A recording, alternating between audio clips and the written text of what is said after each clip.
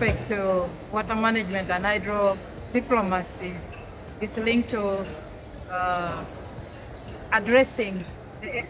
impacts of extreme events due to climate change. As I talk now, the Nile Equatorial Lakes region is undergoing flooding, and the countries would want the Nile Basin Initiative to support them in responding to these floods. So the Nile Basin Initiative had earlier on installed and established hydrometeorological stations that would enable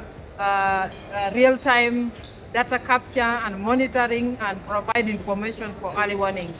And now the immediate is to ensure that we build the capacity so that the countries are able to respond, but they are also able to adapt and also enhance their resilience in terms of extreme events, whether it is drought or floods. So the initiative has to strengthen its capacity in providing real-time information that can be used by the countries to plan various investments, but also looks at a coordination mechanism to make sure that there is a framework that can respond and provide warning to the countries to prepare. And in addition to that, integrated water resources management, restoration of the catchment areas, demarcation of risky areas, so that we are able to inform the countries in time to prepare, remove the people from highly risky areas, or enable us to restore those degraded water towers that could be accelerating flooding their countries. And in the medium term, we'd like to make sure the capacities are developed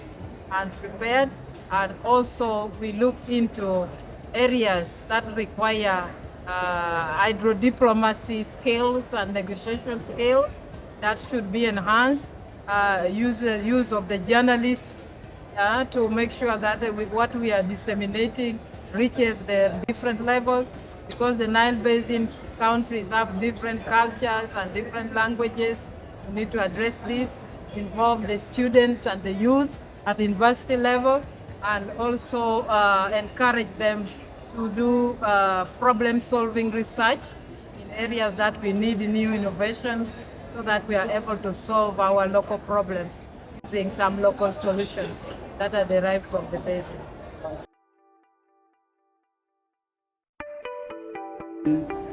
Basin scale is actually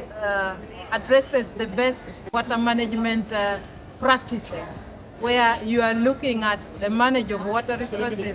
based on a hydrological unit, so that you are able to take care of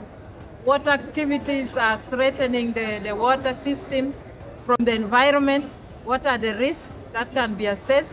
where can we improve, and how can we enhance participation at different levels, so that decisions are made and there is ownership of whatever activities we are doing. It is an approach that enhances stakeholder participation, and communication. It brings in the need to cooperate, joint actions, and it contributes to peace and prosperity, as well as integration beyond water. Actually, the benefits are beyond water. When we are one, we are stronger, and we are able to address so many challenges and learn from each other, so that we are able to collectively sustain the common resource which we all live on.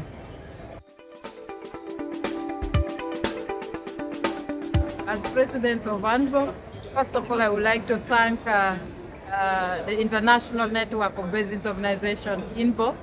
for inviting us and for the great support that has continued to nurture ANBO into what it is right now.